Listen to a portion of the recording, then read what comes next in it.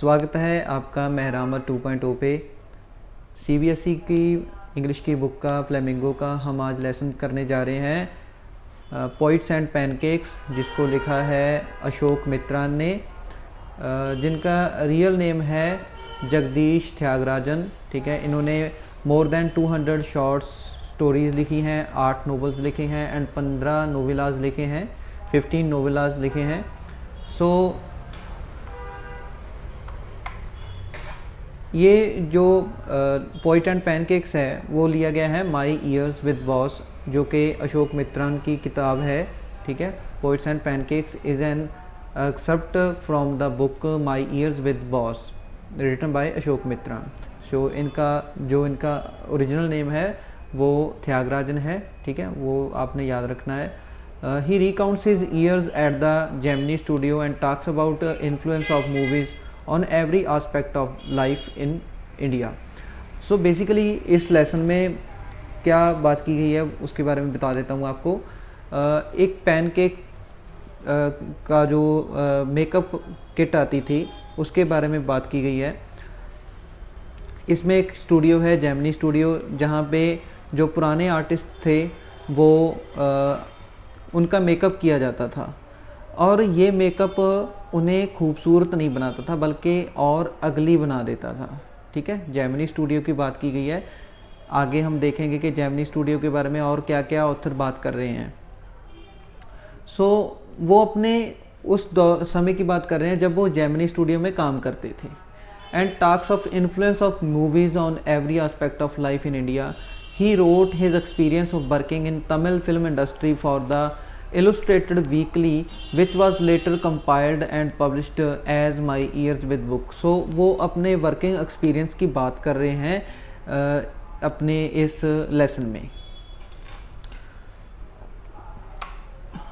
Pancake की आप तस्वीर देख सकते हो। ठीक है, ये जो पैनकेक लैक्मे पैनकेक दिया है।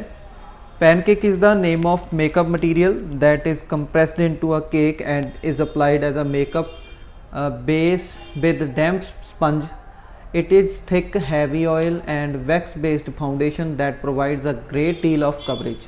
So ये एक मेकअप मटेरियल था जो अच्छी तरह से कवर कर देता था चेहरे को। ठीक है, आगे आप को पता चल जाएगा। देखिए, pancakes provide a lot more coverage than regular cream based makeups, so it is often used to theatrical performance by people who are going to appear on stage or screen, such as models and actors.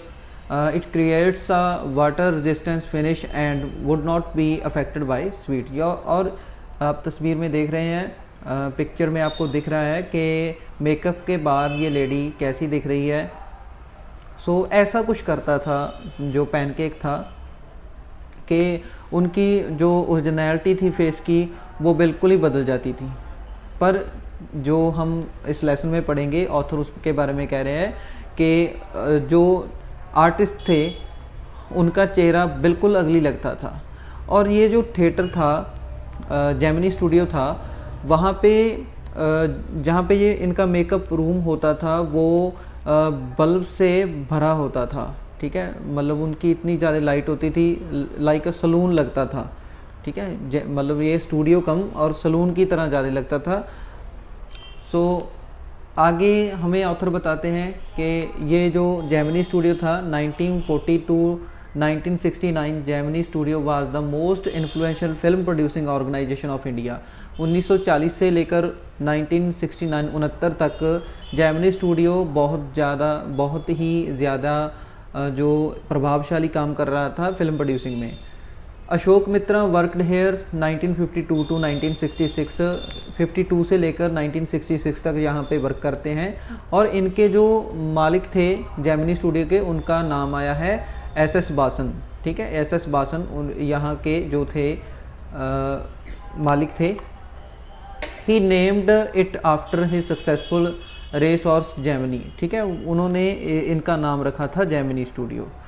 सो आगे है Greta Garbo.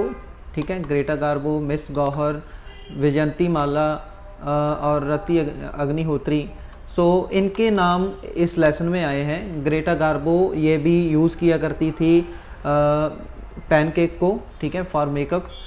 Miss Gauhar भी इसे use किया करती थी। वैजंती माला ये भी use किया करते थे। सो इन्होंने, जो रति अग्निहोत्री है, इन्होंने इसके बारे में सुना भी नहीं था, ठीक है जी। इनकी आप फिल्म भी देख रहे हो, एक दूजे के लिए कुली, इन्होंने फिल्म्स की हुई हैं। सो इन्होंने इसके बारे में नहीं सुना था। सो एक लाइन आती है आपके बारे में, रॉबर्ट क्लाइव के बारे में भी लिखा हुआ है इस लेसन में। रॉबर्ट क्लाइव के बारे में लिखा हुआ है कि ये जो जेमिनी स्टूडियो था, पहले रॉबर्ट क्लाइव का तबेला हुआ करता था। जिस बिल्डिंग पे अब जेमिनी स्टूडियो बना हुआ है, वहाँ पे रॉबर्ट क्लाइव का तबेला था, इसलिए रॉबर्ट क्लाइव के बारे में भी आपको समझना पड़ेगा। और ये कहाँ है? मद्रास में बना हुआ है जेमिनी स्टूडियो, आज का नाम उसका चेन्नई है। सो वहाँ पे ही जो एक चर्च था जहाँ पे रॉबर्ट क्लाइव की मैरिज हुई थी, ठीक है। सो ये कुछ बातें लेसन में लिखी गई हैं। ये है एस वासन, आप देख रहे हो पिक्चर में। The boss refer to in this chapter S Vasan, owner of Gemini studio, who was also journalist, writer, advertiser, film producer, director, prominent businessman of Madras. He was founder of Tamil magazine आनंद विकांता के वो founder थे। और इसमें जो आगे आते हैं कोथमंगलम सुब्बू, इसमें ना तीन पर्सनैलिटीज़ के बारे में बात की गई है। एक तो है हेड बॉय, ठीक है, हेड बॉयज़ जो मेकअप वगैरह का ख्याल रखते थे वो थे,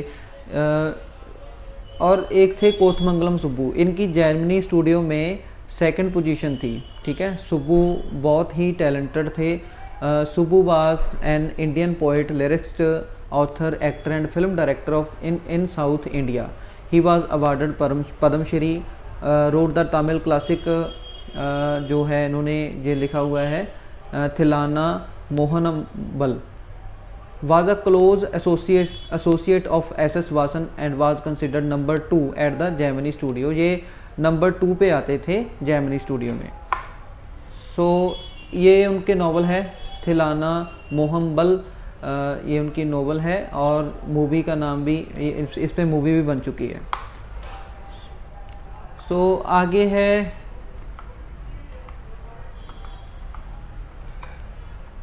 मॉरल रीअर्मामेंट का नाम आया है।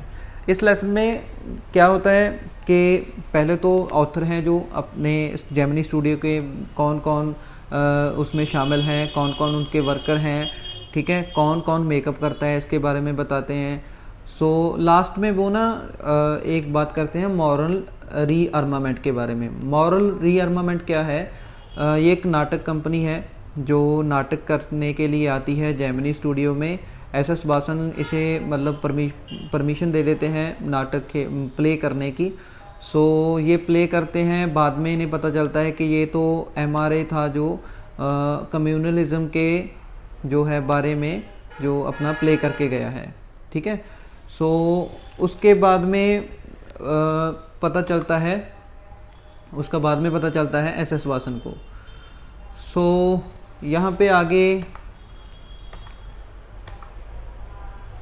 जो एक पर्सन आते हैं स्टीफन स्पेंडर नाम के, the poet of England who visited Gemini studio, जो जेमिनी स्टूडियो में आते हैं वो इंग्लिश पोइट हैं, नोवेलिस्ट हैं, एसेस्ट हैं। He concentrated on the themes of the social injustice and class struggle in his work, was the editor of Encounter from 1953 to 1966। सो ये क्या था, ये एक बार लेक्चर देने के लिए आते हैं, दूर से आए थे ये, और एस वासन को इनके बारे में कोई कुछ भी पता नहीं था। ये 2 घंटे की मतलब 1 घंटा स्पीच देते हैं, सब इनकी तरफ देख रहे होते हैं पर कुछ समझ नहीं पाते।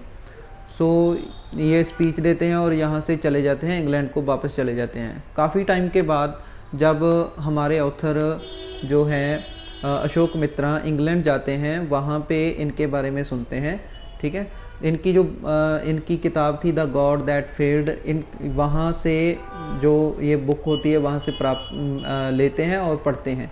The god that failed is a collection of essays written by 6 eminent writers.